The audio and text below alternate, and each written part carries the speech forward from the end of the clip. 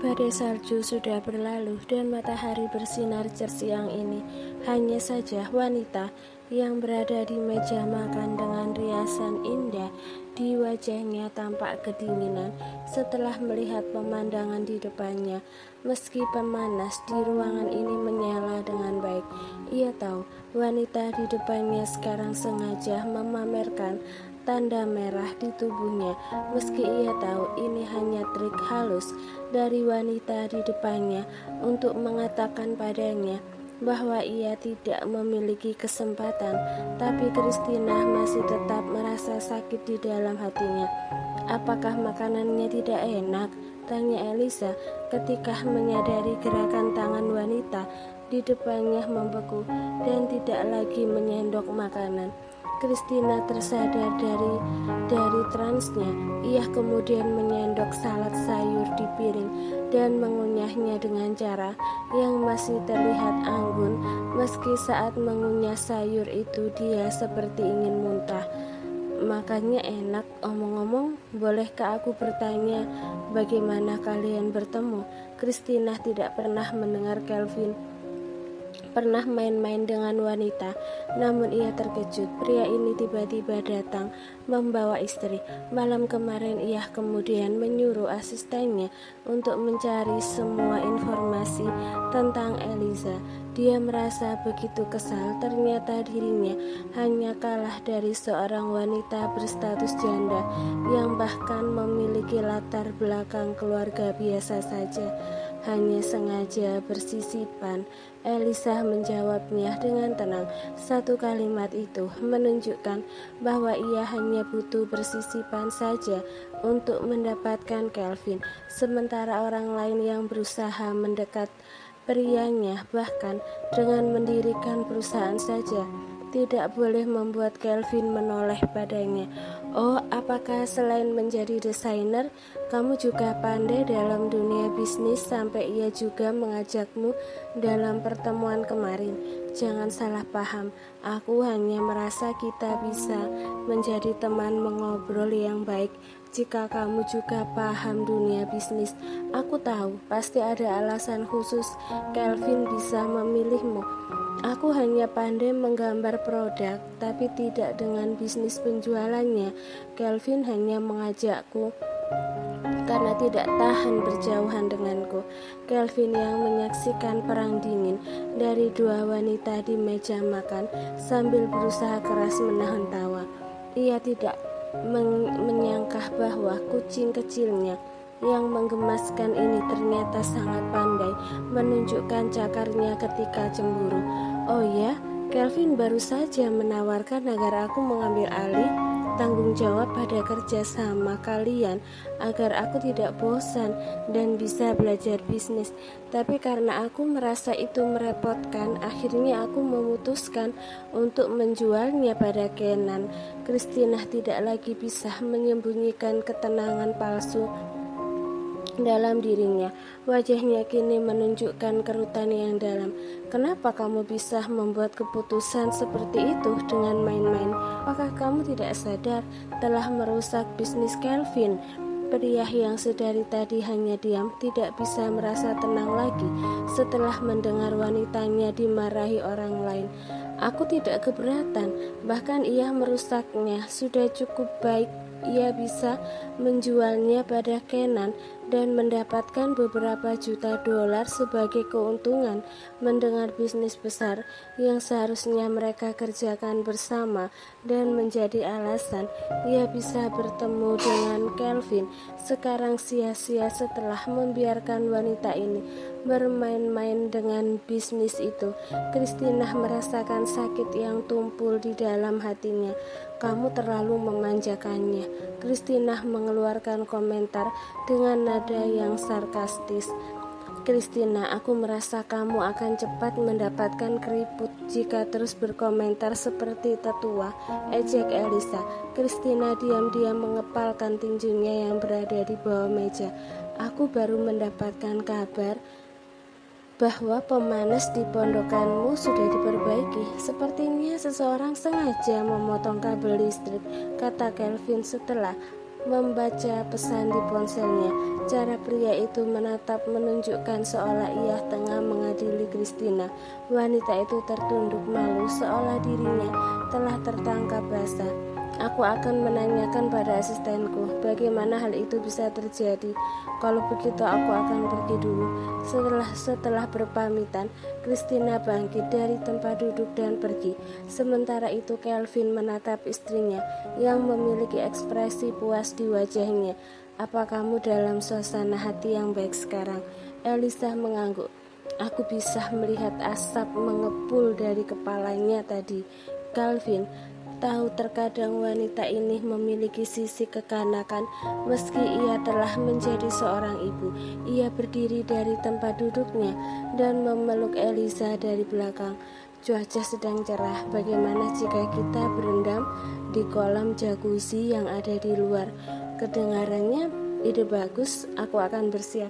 Sementara itu di luar pondok, begitu Christina keluar ia mengutuk dengan kesal, bahkan mengetakkan kakinya terlalu kencang. Namun yang terjadi ia justru terpleset karena jalanan bersaju. Dia tidak hanya jatuh dengan mendarat lebih dulu, tapi jam tangan mahal yang ia kenakan juga terlempar saat ia terjatuh tadi.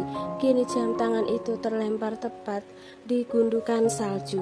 Ia mengumpat kesal, namun dia harus menemukan jam itu dan terpaksa mengais di tumpukan salju.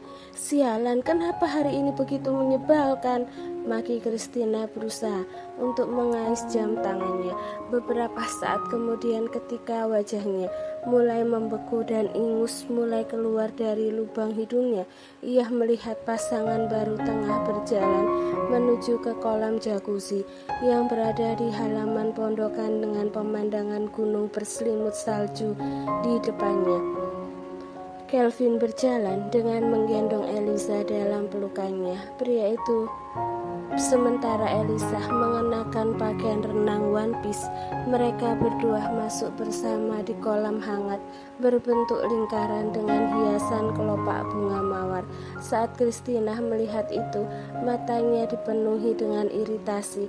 Ia memiliki nasib buruk mengais jam tangan di salju, sementara mereka tampak mesra satu sama lain.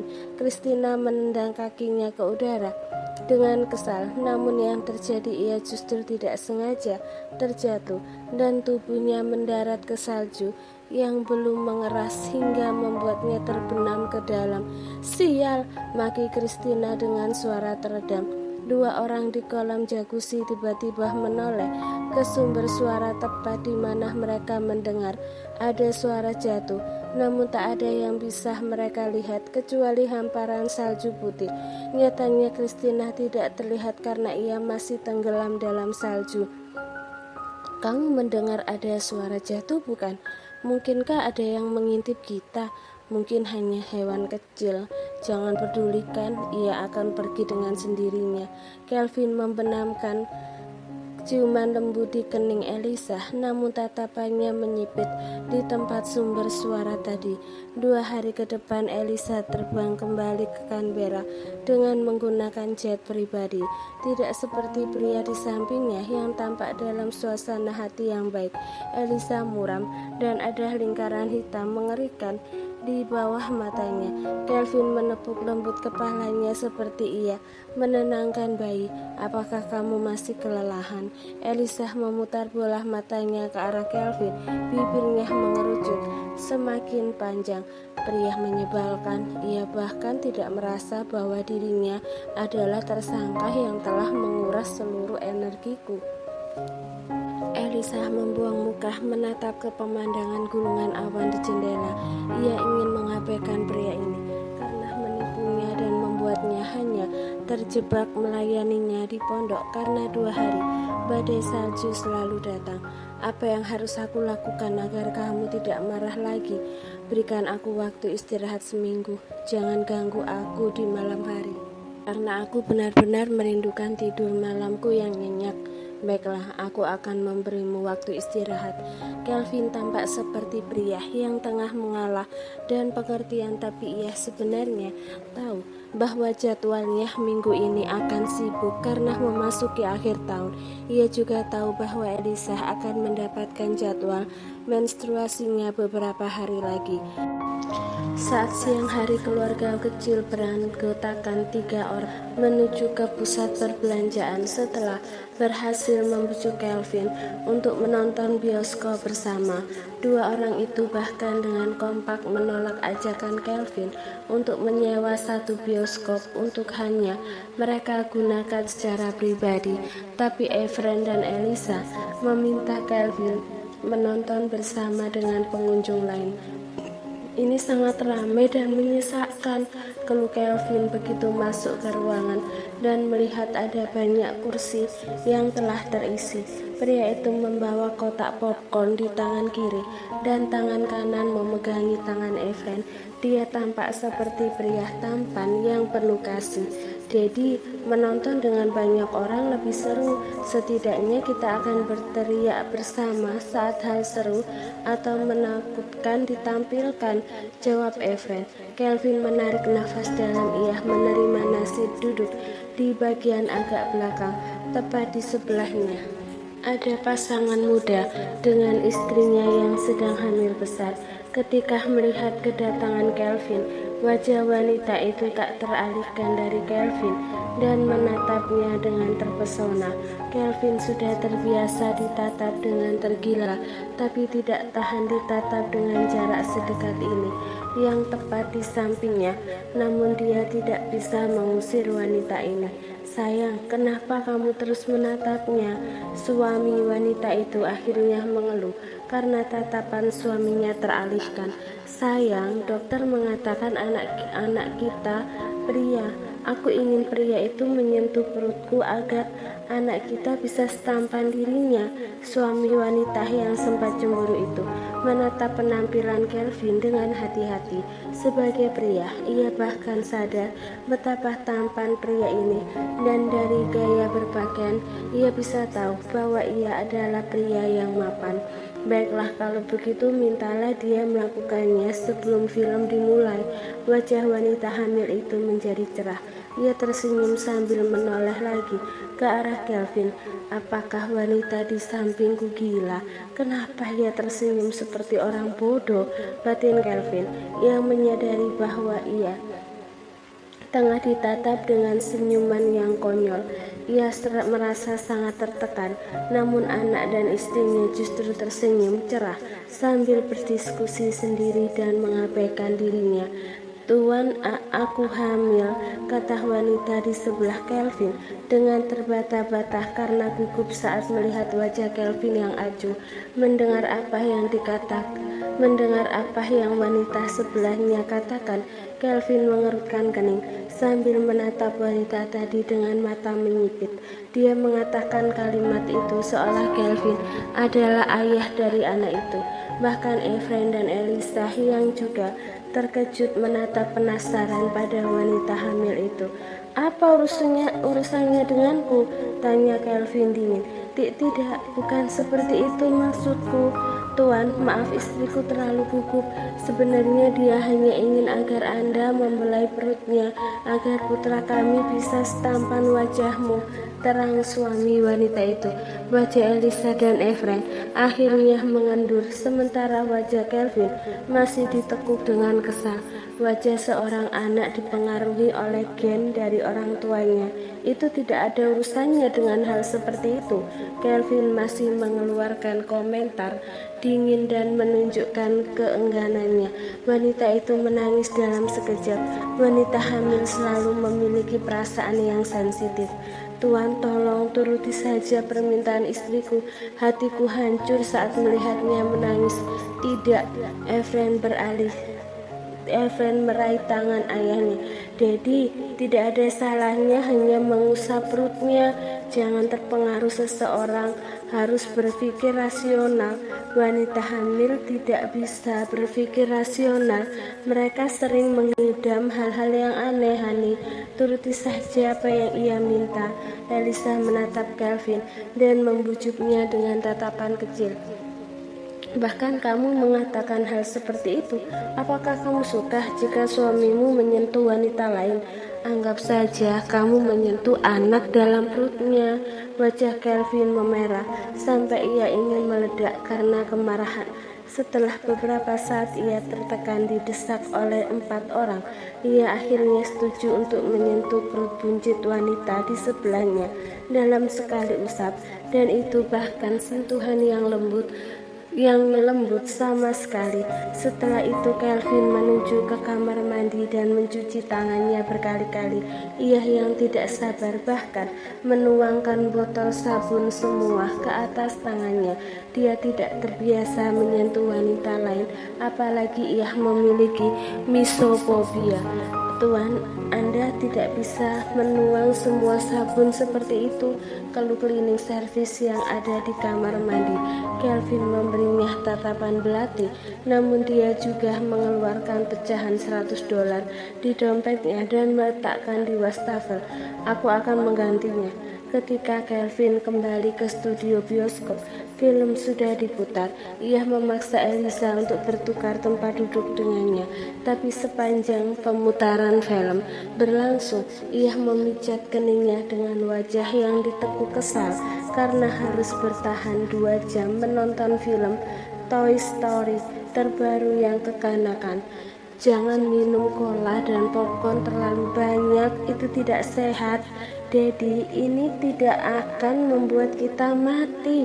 Kelvin memutar bola matanya. Anak ini mulai pintar menyelah seperti ibunya. Ayo pulang, film sudah selesai. Tunggu sebentar, biasanya akan ada kredit scan. Kelvin dipaksa duduk dengan muram lagi sambil menatap layar bioskop seolah ingin melubangi layar itu. Setelah semua selesai dan lampu dinyalakan, Kelvin menarik nafas lega. Ayo pulang, Daddy, aku lapar, kata Efren dengan suara yang kekanakan. Kamu baru saja menghabiskan 1 wadah besar popcorn. Itu hanya cemilan. Kelvin mengalah lagi. Ia akhirnya membawa keluarga kecilnya makan di restoran yang juga ada di mall ini. Setelah semua makanan dihidangkan, Efren mengeluh ia ingin buang air kecil. Aku akan mengantarmu. Kelvin membawa putranya ke kamar kecil. Efren kebetulan selesai lebih dulu, jadi dia memilih menunggu ayahnya di depan kamar kecil. Ketika ia duduk sambil menatap sekitar, seorang wanita parubaya keluar dari pintu kamar mandi. Wanita yang ada di depannya. Tatapan wanita itu teralihkan ketika melihat wajah familiar di depannya. Dia melangkah maju mendekati Efren. Nyonya, apa yang Anda inginkan? Tanya Efren sambil melangkah mundur menghindari tangan wanita di depannya. Wanita itu mengulas senyum sinis. Aku dengar bajingan itu memiliki anak di luar nikah. Melihat wajah kalian yang sangat mirip, sepertinya kamu anaknya. Anak haram selalu akan melahirkan anak haram juga. Wanita itu mencengkeram dagu Efren dan kuku menusuk dagingnya. Efren yang merasakan pedih di kulitnya menginjak kaki wanita itu.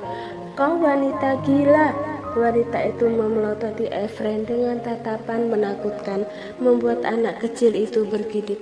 Anak kecil, siapa namamu? Aku tidak akan memberitahukan namaku pada penyihir sepertimu.